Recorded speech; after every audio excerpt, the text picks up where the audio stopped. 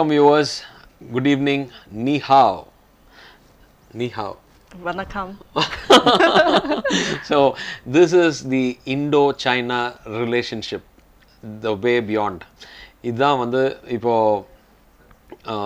India and China are going to have, already they have a bit of norm in the trade and commerce. A lot of give and take is happening, but here with me are my friends from China, from A&J Consulting, Mrs. Jenney Chen and Arjun Natarajan. Welcome to Salem. Oh, thank you, Doctor. Welcome.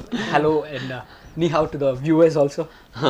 So, இவங்கெல்லாம் வந்து அங்கே consulting company in சைனாவில் வச்சுருக்காங்க.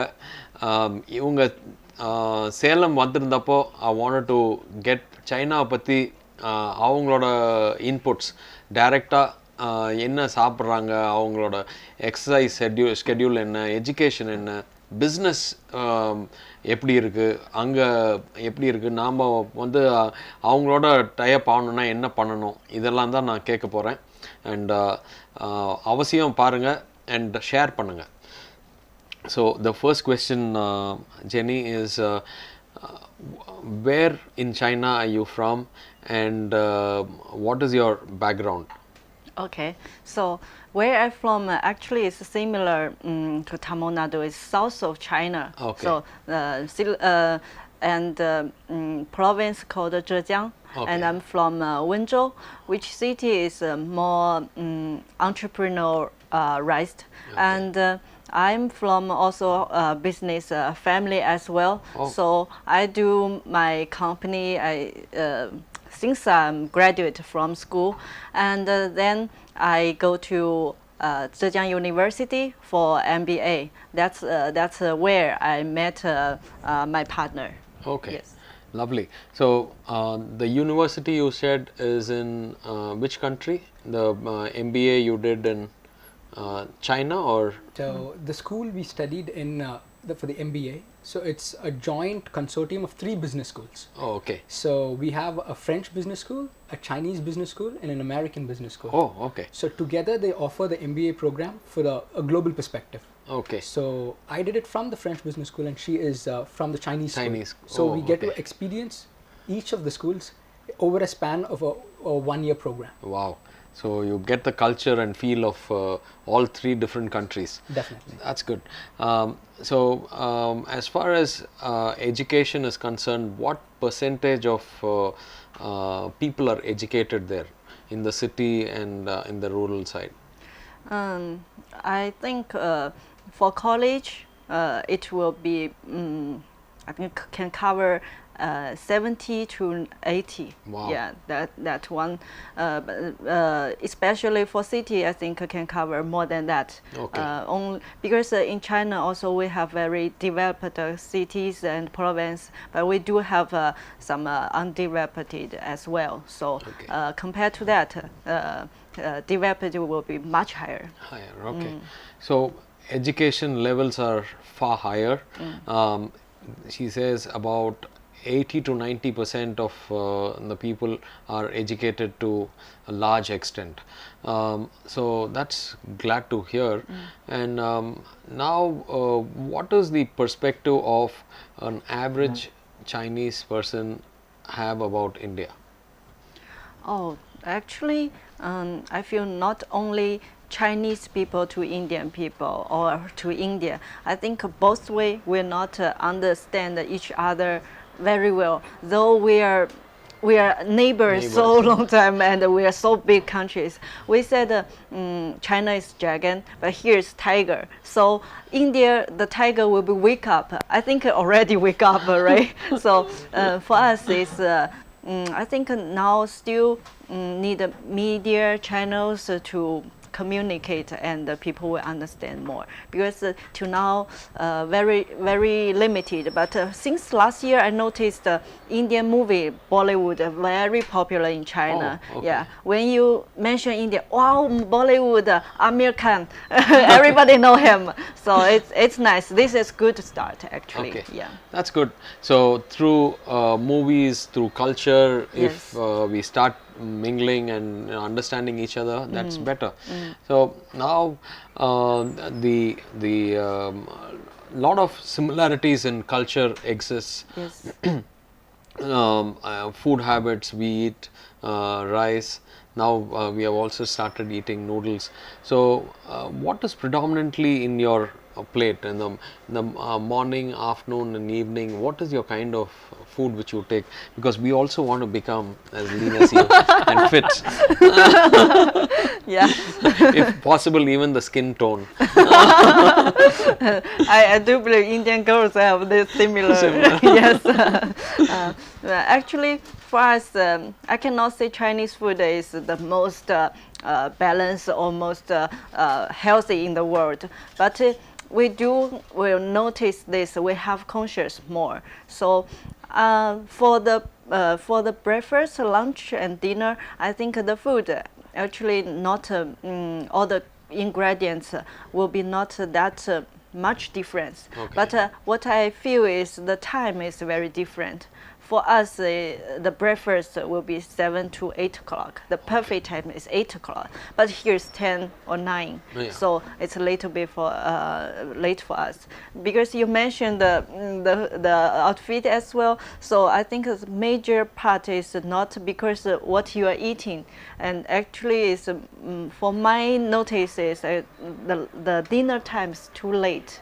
Okay. Yeah. For us, like later than 7, usually we not eat. Okay. Yeah. Also, some girls will be skip dinner as well, so that's not good. But yes, we will balance that. Okay. Yes. And what is the ingredients? Morning, what does a Chinese home have for breakfast? For breakfast, we will have porridge. Okay. Sometimes some light noodle and the fruit and milk and bread like that. But Western bread is not that popular. We have our bread. Okay. It means baozi. Okay. Baozi. You can explain the baozi. So baozi is like number or cake shape. It is always in a cake shape. If you go to a tea stall, you get the bun. So in that shape, it's a bread, Okay. and it's made of wheat or some grain mixed with it, and a little bit dates and raisins are also put in it. Okay, So it's okay. more of a healthy bread, unlike the English breakfast bread you have. Okay. So they have that with sweet or a little without sweet and a little bit with sauce. Oh, okay. Okay, great. So, and for lunch and dinner? For lunch, we have a saying, for breakfast you have to eat like a king. So okay. you have to take all the nutrition balance. And the lunch you can take whatever you want, you like. You can feel more free like that. But for dinner it will be more light, very light. So we cannot. But what I notice is dinner for you guys, you still eat that much. Actually, you don't have to because you will go to sleep soon. So that's why I think we put up. Okay. That's why I think we are putting on weight. So please guys, watch it. Finish your dinner by 6:37 max. Yes. And how about tea? I see a lot of Chinese taking herbal teas and and do you add milk to your tea as well? Oh, actually, for both country, India and China, we are famous about tea, right? The tea leaf is there. It's actually the same, but how we drink actually is very different. For us, we like all the tea leaf. We take the original flavor. We not add sugar. We not add milk at all. Yeah, we're so uncomfortable about it. But for bubble tea, is another story. Bubble tea is not tea for us. So tea, it means the original tea leaf like that. Okay. Yeah. And I've been to China a couple of times, and it is very rare to find somebody on the heftier side. What is the secret? Is it the gene, or is it your lifestyle? No, actually, it's never about the gene, because we also very easy put on the weight as well. But firstly, is the habit of the meal time is very important. Then exercise. We do exercise very often. Yes, and for daily, every day we will, after dinner we will take a walk. That family time, and we walk. And I think this is easier for digestion, and then go to bed will be healthier. Yeah. And I love that with family you go for a walk. Yes. Here we don't get adequate time to spend with family. Yes. It's no excuse though, but yes, we'll start following that. So that's why I think you have built the China Wall, the Great Wall of China, to go exercise. Yeah. We have only the Taj Mahal, so small round only. Yeah. And every week, like weekend, or some people will take a night. Every week we will have 3 or 4 times for jogging or any swimming or this. We have very strong conscious to do exercise. Not only keep us the outlook, actually is more for health. So we have very strong conscious than here, I feeling. Correct, correct. Actually, I feel China is at least about 20-25 years ahead in a lot of things, from health, wealth, happiness, the infrastructure. Infrastructure is way beyond. I cannot even imagine. Probably about 50 to 100 years in certain areas. So now, when you were a child, did you see China in this level, or there? I see huge development in the last 20 years. Yes. So what is that? What is the secret? Because from I born. My kid time, I tell people, like, now I come in India. I feel here now, like Salem, China is more like that time of Okay, China. when you were in my childhood. Childhood. So actually, that time we're so poor. That's why we always eager to find an opportunity to let us grow, and we have to find food.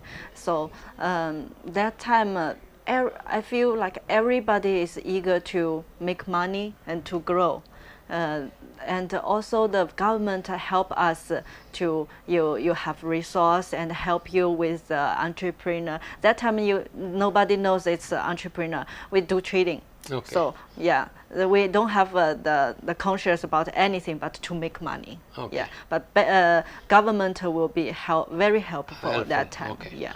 And how is it as of now? Now it is a grown economy. Are they still in that helping mode? If you have to start a company, in the sense a manufacturing company, how is it? Meaning, do you have to go to multiple places, or you have a single window system where you can get things done?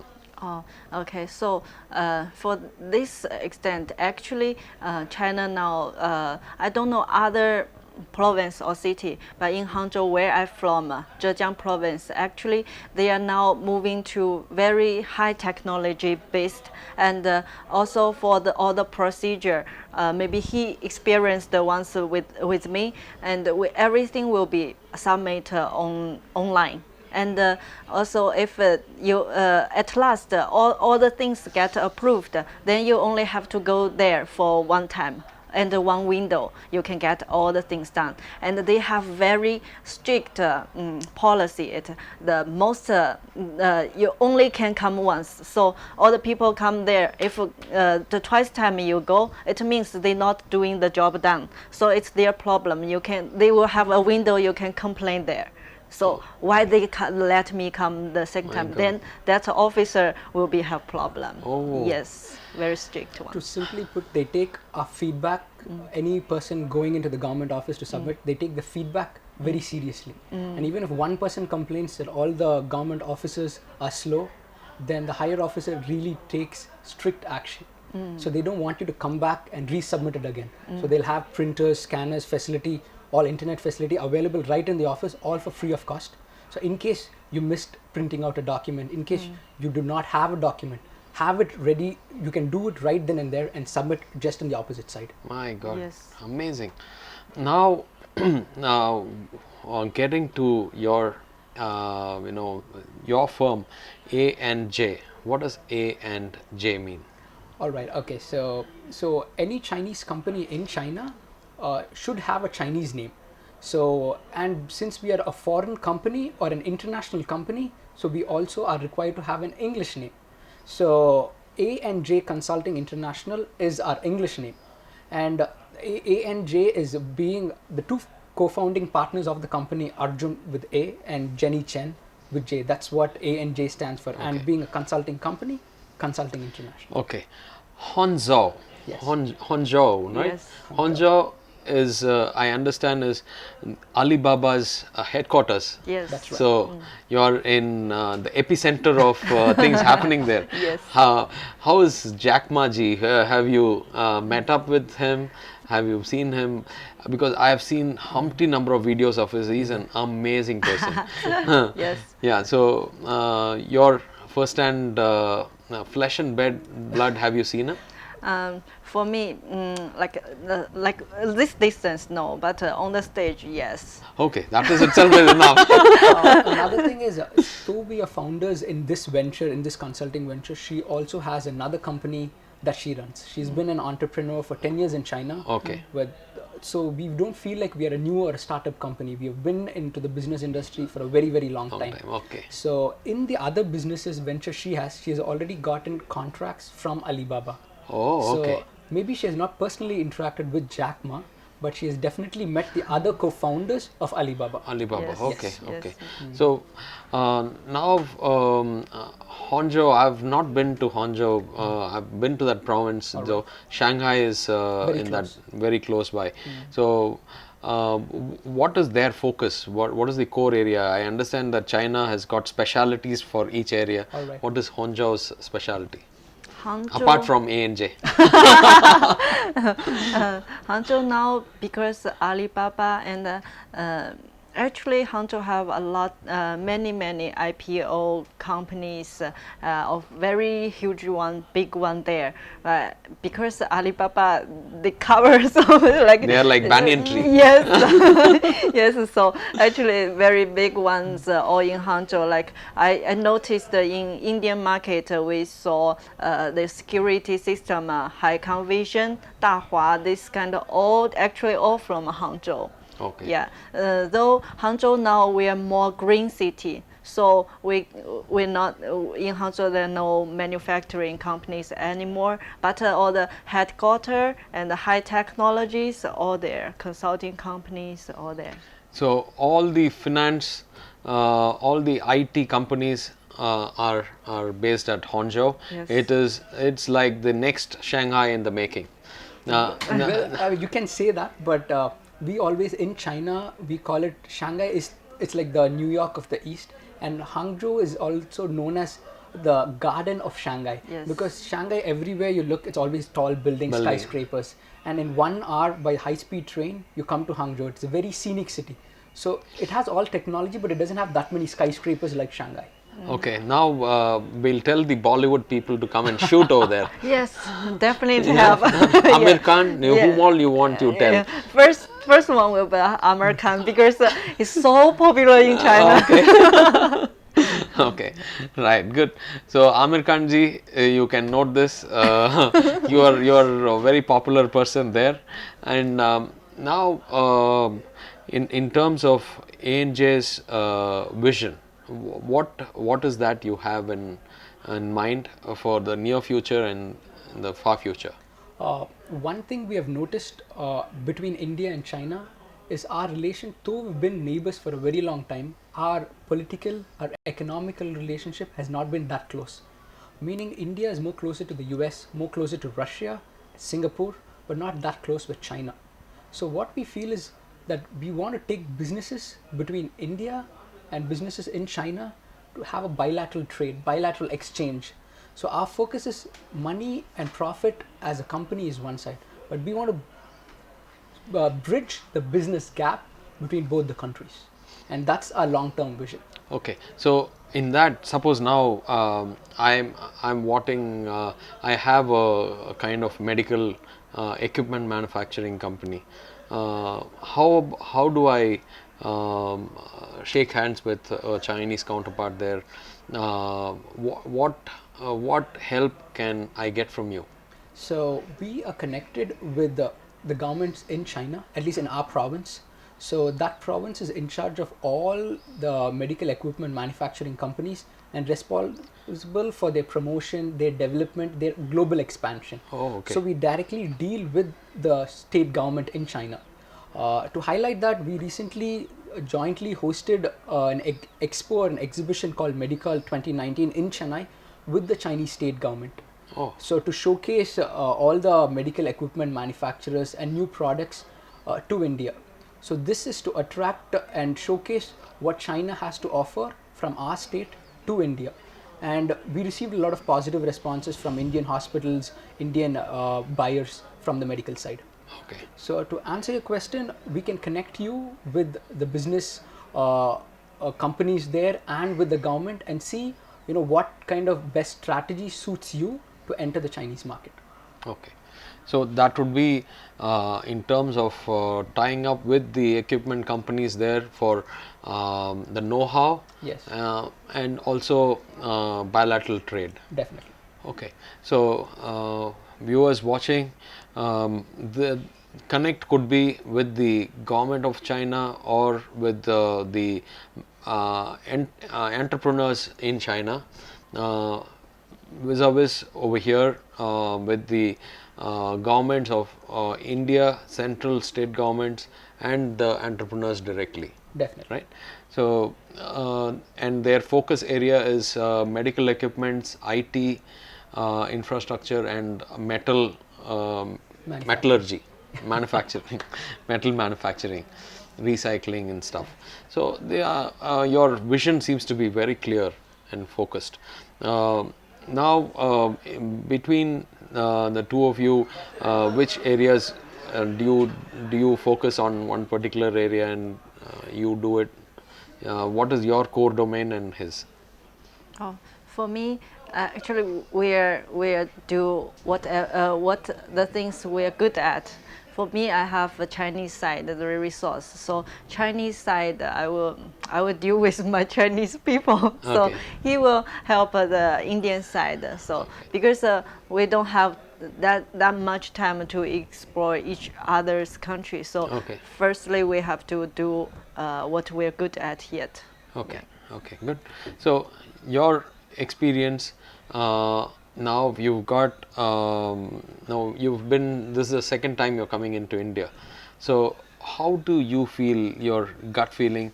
You know the Chinese culture and now you're getting to experience the Indian culture.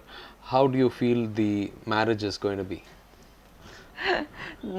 I think we definitely can work out, but we both have make it more localized. Including all the companies. Maybe we have so huge population.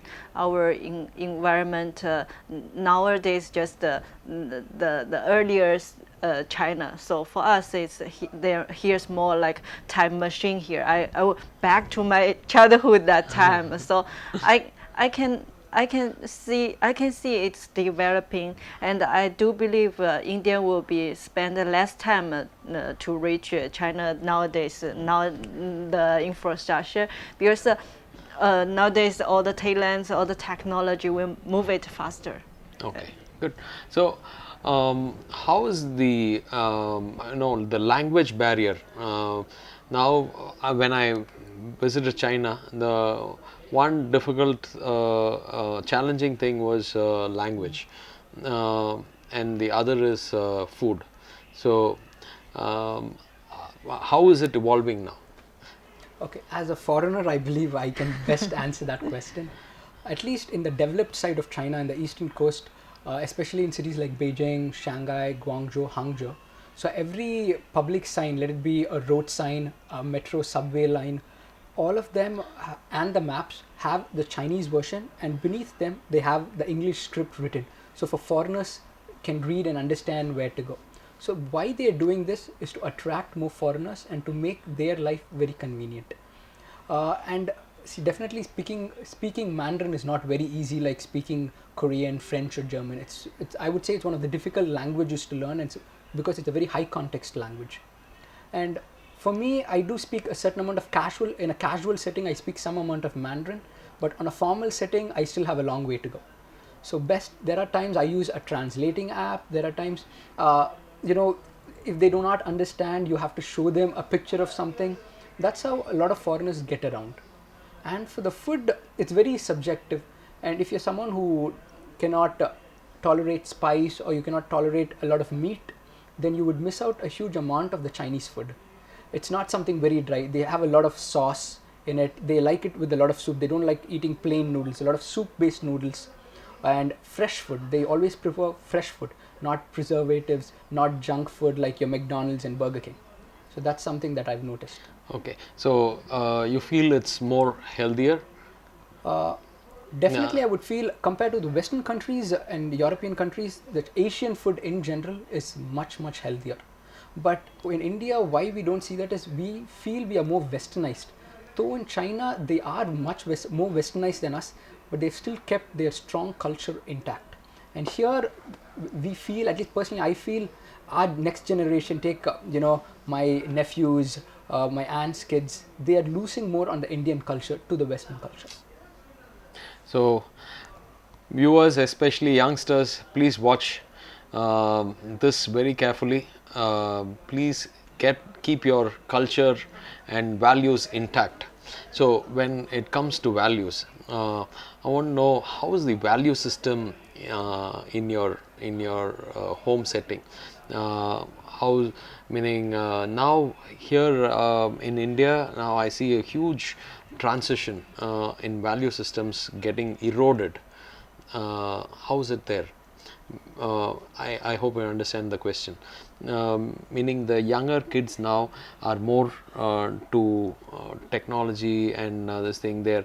The value systems, meaning like respecting elders, greeting them, bonding, all that is decreasing now. How is it there? In China, we have a similar problem. I cannot say no problem there, but at least my generation, we will have conscious about this.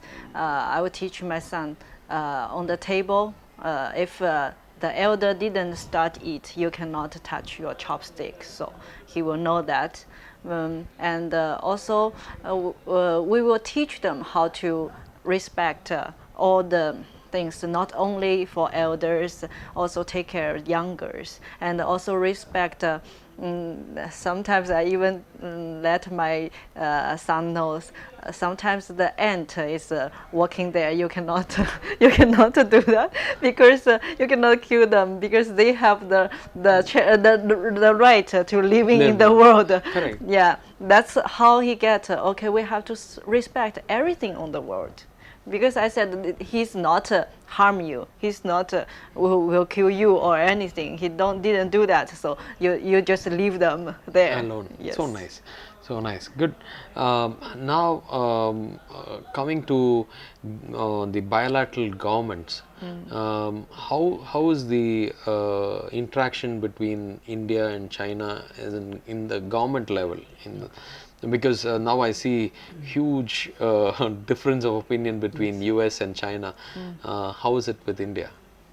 I would say it's compared to 3 years how it was to where we are today, it has picked up a lot in a positive direction. Even recently, in July, the first week of July, the new AP cabinet under the Chief Minister Reddy, his cabinet attended the 2019 World Economic Forum in Dalian, and they visited Beijing to talk about investment plans in Andhra Pradesh. So this shows that the government, at least some levels of the state government, are directly dealing with the Chinese counterpart, the Chinese government at some level, to increase and promote bilateral trade. And in September, President Xi is expected to come to Varanasi, to India for a bilateral trade discussion. Oh. So Prime Minister Modi and President Xi will be in talks to promote further bilateral trade. In Varanasi. Yes, and he'll be visiting other cities also. Okay. So they have the summit there. Wow, good. So that way Varanasi also gets to grow. So, that's really nice to hear. The bilateral trade develops here because there is a lot of unemployment, increasing unemployment is there, and hope things get better, the economy improves. So how's the economy there right now? How's the economy doing? How you Well, feel? what we feel is China is very competitive. We do know that China is very aggressive and capitalistic in business, but the domestic market, they feel it very competitive. And if you're in the traditional or the conventional form of business, it's even more competitive. Okay. So if you're into the high-tech industry, like something what Alibaba does, Tencent does, into the digital space, it is all right, because you always, every day you have to innovate something new and you're moving forward. But in a manufacturing industry, it cannot be the case. So when you have so many players doing the same thing, the production cost comes down also, and the profit margin also comes down. So that is where we come into the picture, helping a lot of these Chinese companies expand to global markets, from India to Southeast Asia, to all the way to Africa, but our focus being India primarily. So in terms of security, you mean as in external physical security, or what does secure mean? So to give you a picture, we both lived in China and we have worked and lived in New York, US and other cities also. So when we lived in New York, we used to hear gunshots like 2 or 3 blocks from where we lived. So you cannot hear a gunshot in China. So that whole sense, personally, I was not mugged, I was not robbed in New York, but I had my colleagues who've been robbed in the streets of New York. And we all look at America, New York as one of the biggest things on the planet. But that has never happened to me or to the immediate colleagues or friends I know in China. Yeah, in China, So to show you that, how secure the country is. in Hangzhou, you can drive a bike. You put your bag or purse there. Nobody will take. You just drive bike yourself, like Yeah. that kind of. No, the reason is in that bag, money is not going to be there. What they'll steal. Your phone. So how has that happened? Why is it that meaning the value systems are so strong that this thing, it doesn't, there's no robbery there, or is that CCTV cameras are all around? The cameras do play one picture, because everything can be accounted. So in case I'm not saying there are no crimes in China. There are crimes, but we know exactly who did it. So you cannot get away with it. Another major factor is, I would say, the digitalization and technology. Today in India, the man and woman in the society are pretty much almost at the equal state. Because initially, if you looked at 50 or 100 years back, the man did all the labor and woman was looked beneath, or as not exactly the same level as man. Given to technology, the woman can do the same work a man is doing. Much more, actually. In fact, yes. So that is exactly what has happened in China. So because of their fast globalization and digitalization, what has happened is women is able to do everything, and everything is transparent. So everybody, at least at most of the scales, they're looked at as an equal state. Okay, great. So now in the way forward in terms of business, what do you feel we can take from China and what we can give to China? One thing is, we look at China has a very mature infrastructure that everybody keeps talking about, and it is true.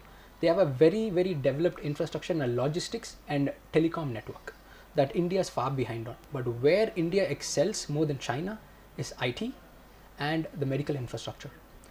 This is where India's strong suit actually lies, and we feel India should actually, send or teach China regarding the IT and the medical aspects of doing business, and it should learn what China excels in terms of infrastructure, logistics, and networks. 2 aspects to your question you asked, and that's a very common question that people generally ask about when you work in China. So the first thing being is, let it be a local city in Erode, when you go to a shop where you buy a plastic bucket, for an example, You buy a plastic bucket for 50 rupees and it says it's made in China. Have you ever thought about it? How can a bucket being that's manufactured in China, being transported through ship, coming here and distributed, can be sold for 50 rupees? How can that guy make a profit? It logically does not add up. The numbers do not add up. What the actual scenario that happens is, and these buckets that when you use in 1 month or 1 week, when you completely fill it with water, it breaks up. I'm using a bucket as an example. What generally happens, let us say an American company gives an order for 1 million plastic buckets. The Chinese company makes it to their standard, and in any manufacturing industry, 8 to 10% or 15% depending on the sector, always there'll be defective products that has to be scrapped. So once the 1 million buckets are made, the American inspection team from that company will look at them, and anything that's defective will be scrapped. So they buy the remaining good quality ones that's shipped to the US. And these defective ones are still left in the warehouse in the port authority or in the port region. And the rent in have a warehousing in a port region is very expensive.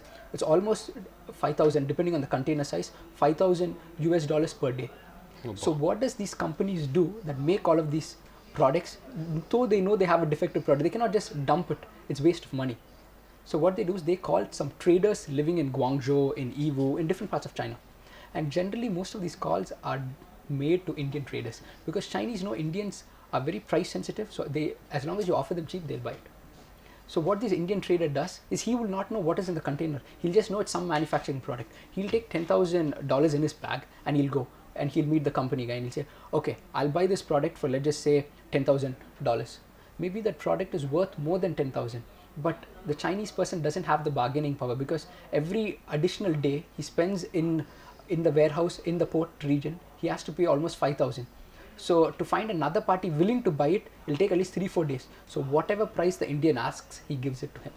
And what he does, the Indian, he'll call his brother or someone in Mumbai sitting in Gujarat or Kolkata, and he'll get the shipment there, and he will not even know what is there. That's when they'll open it and say, oh, it's defective plastic buckets. Then he'll go about selling it to what do you call a lot of these local shops, distribution channel. So that's why we feel the products are not of good quality.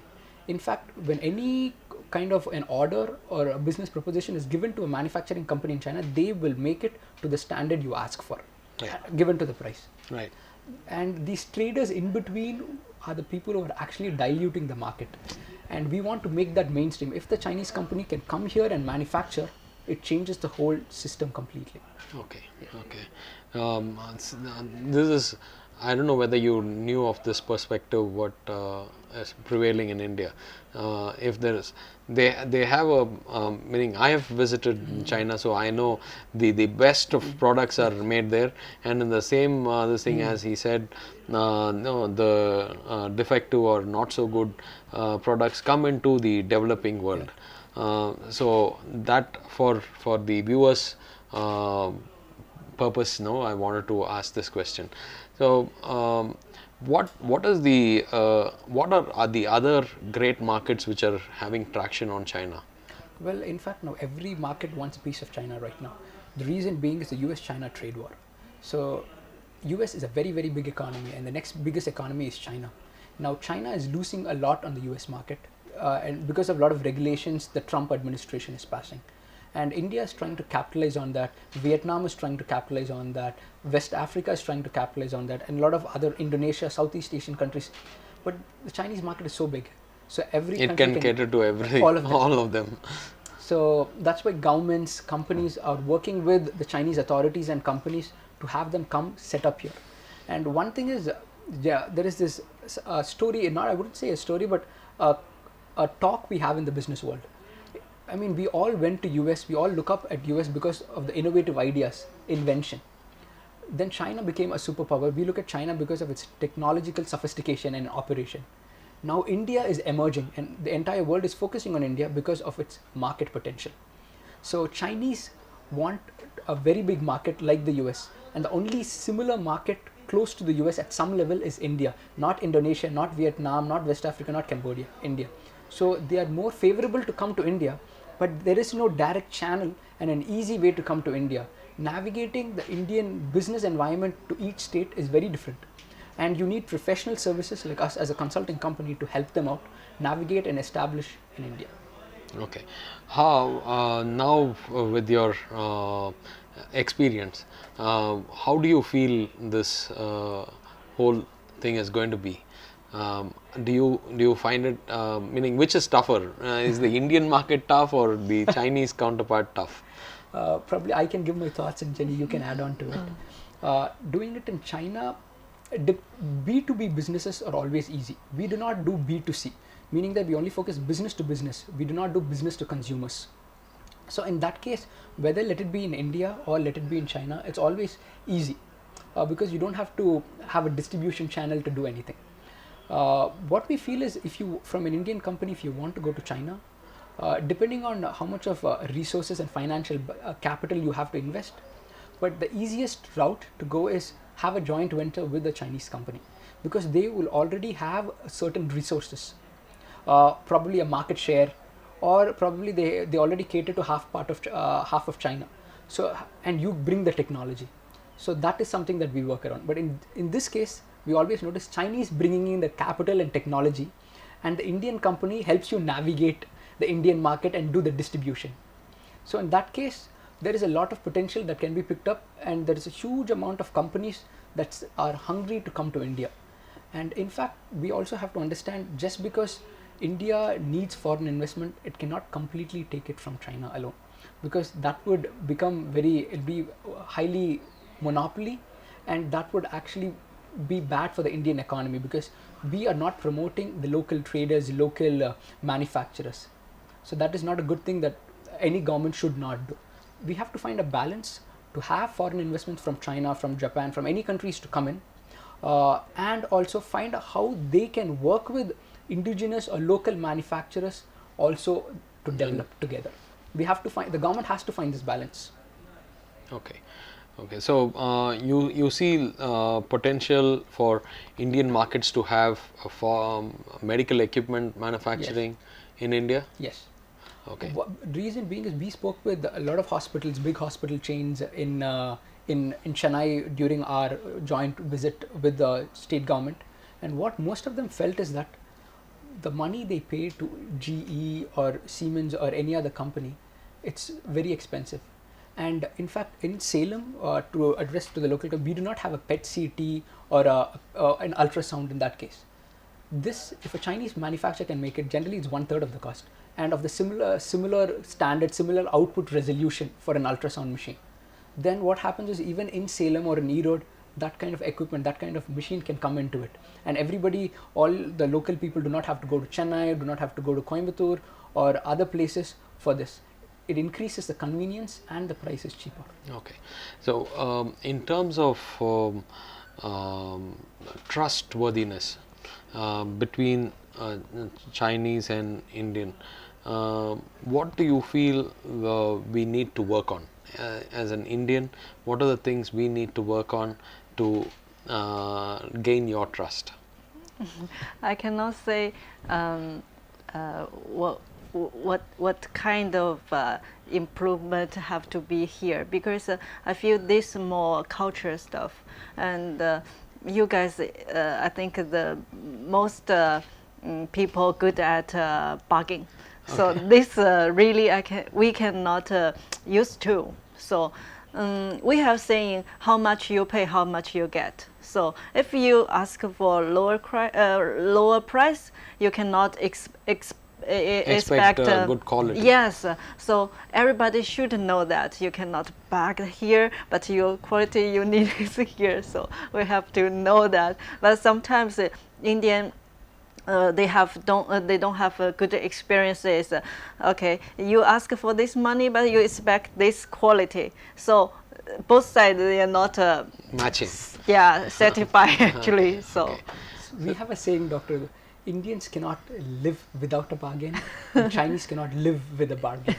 Oh, is it? Yeah, we have this casual saying, because everywhere you go, Indians always want to, can I get a 5% off? Can I get a 10% off? Even when there are no discounter sales. But a Chinese, no, we cannot. I mean, we're giving you the best price.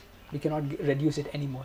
So does this happen even in the retail counters as well? How's the bargain? Meaning is if I'm to go to buy a watch from a local vendor, should I bargain, or you feel it will be the correct price? We also bag. They bargain, but for an example, you go to a Rolex, you want to buy a watch. You go to a Rolex showroom in Shanghai. There you cannot bargain. Yeah. That's a fixed price. Yeah. But you go to someone selling Market. a local watch in his own small shop. That you can bargain. That I'm pretty sure it is in a pawn shop. It's worldwide. You go to US, you go to Japan. You can always, because they are small, you can bargain. Yeah. Okay.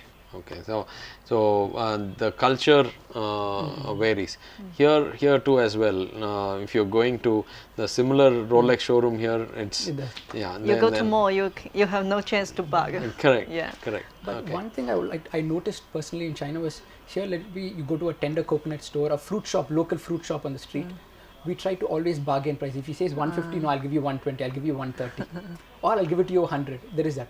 There, Chinese, it's not, they do not bargain, but for people selling all these food vendors, these farmers who come sell their farm products, there they do not bargain. Maybe like the watches, a belt or a wallet or like in a roadside shoe shop, that they might bargain. But food products where farmers, through their hard work, they come sell it, that I've noticed Chinese hardly bargain. Whatever price the farmer says, take it.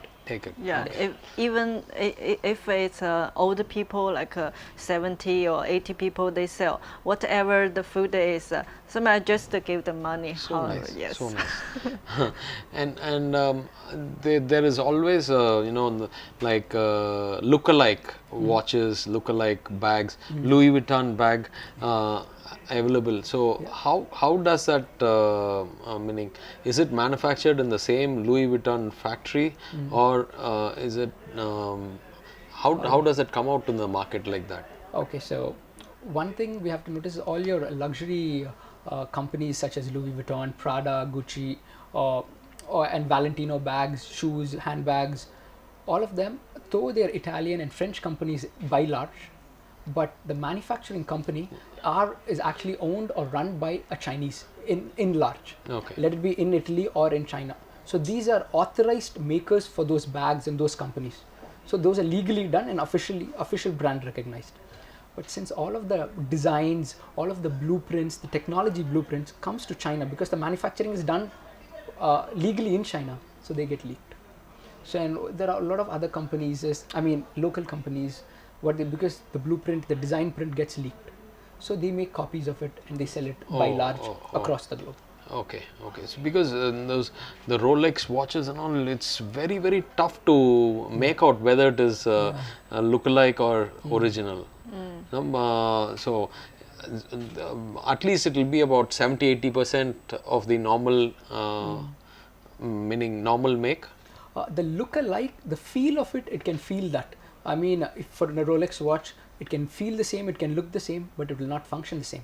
See, for any watches or anything you pay, there is a brand value and there is the technology, the component value.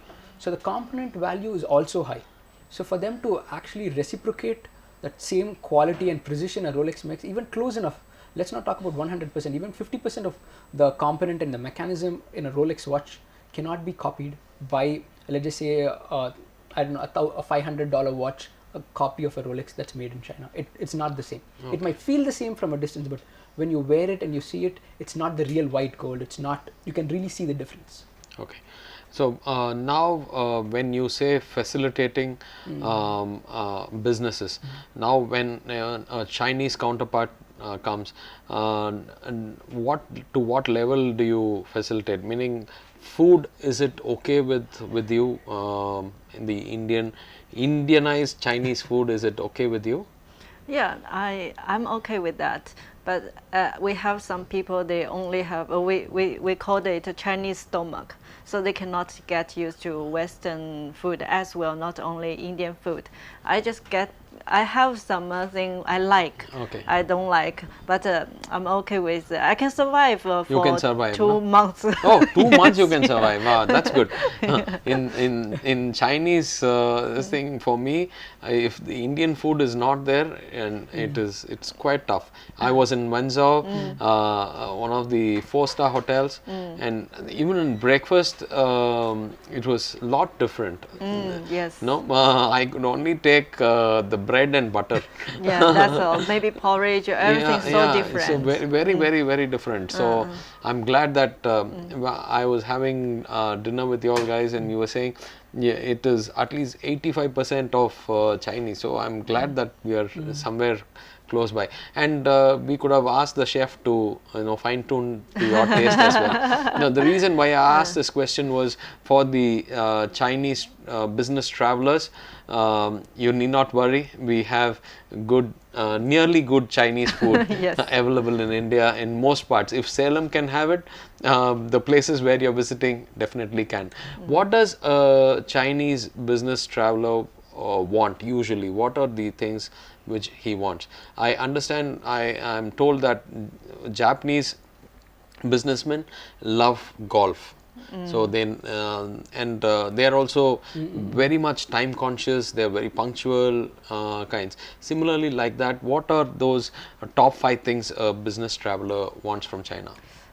What we want, the first thing will be the environment.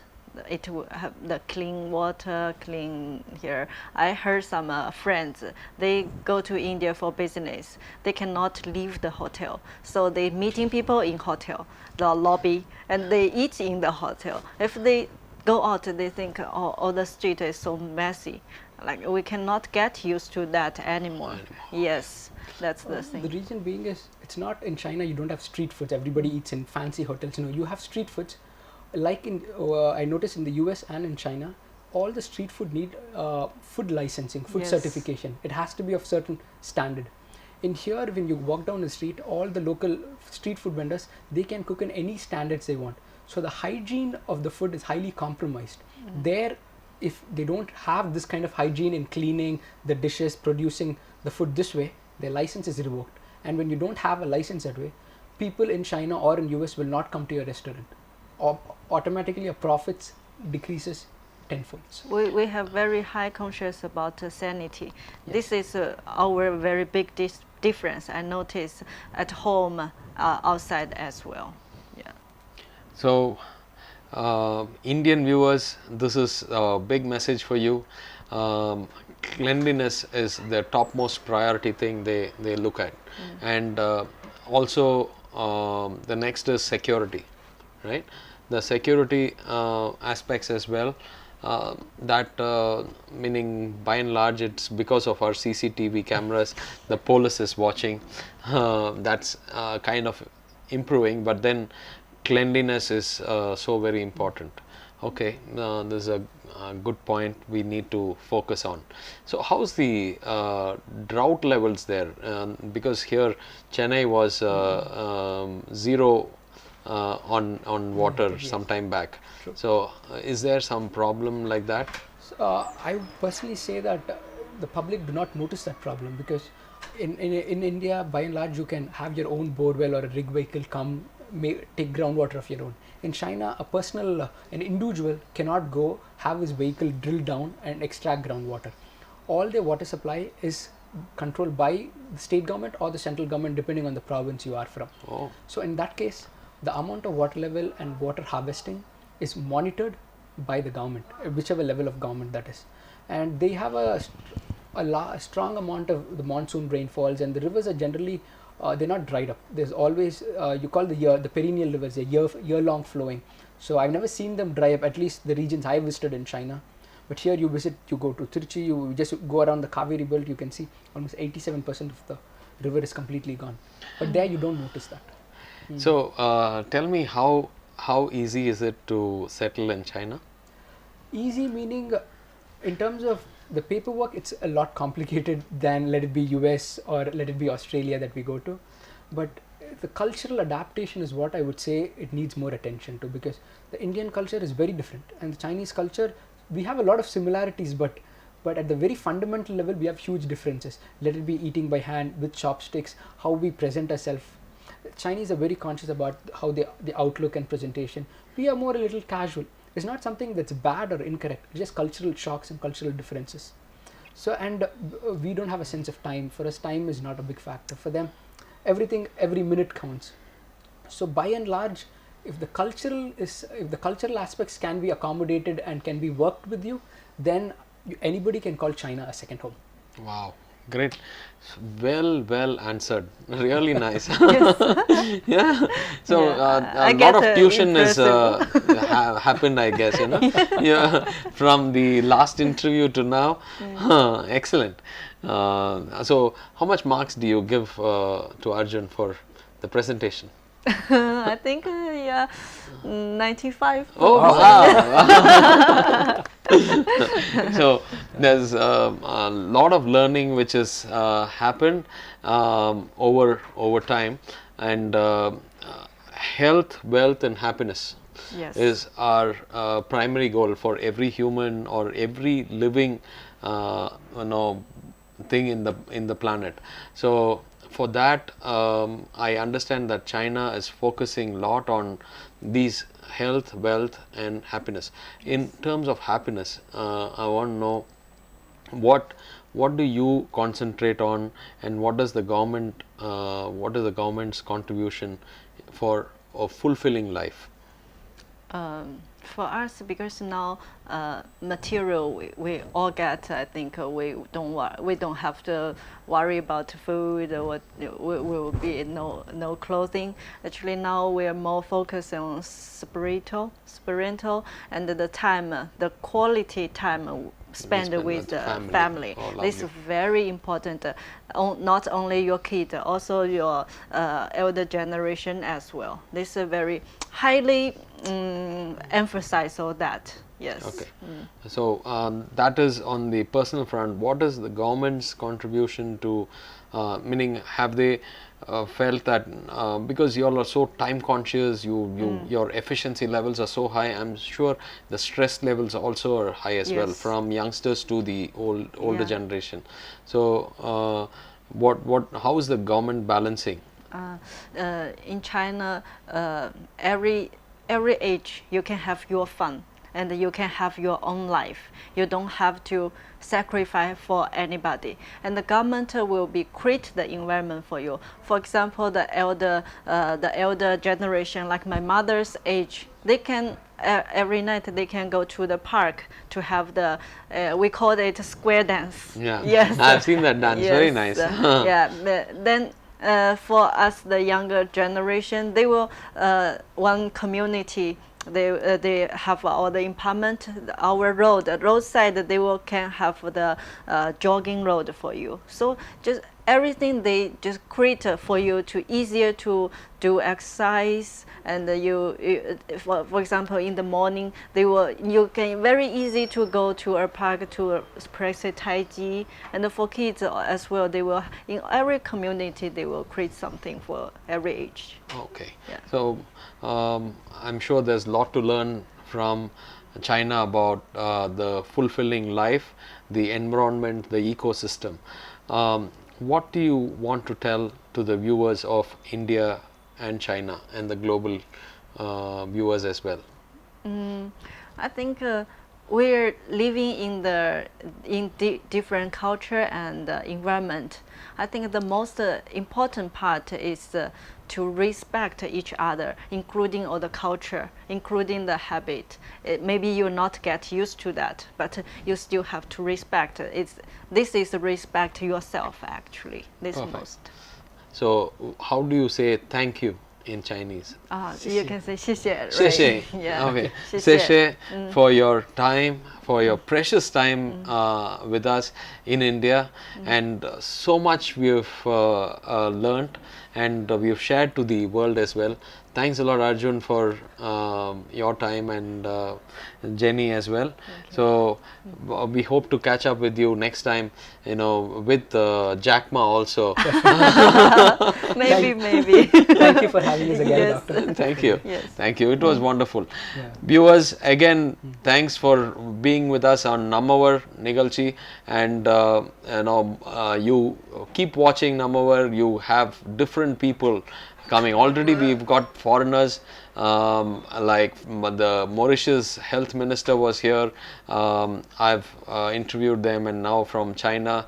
So you'll see more of international traffic on NAMMAVAR. See you till the next time in NAMMAVAR. Bye bye. Bye bye.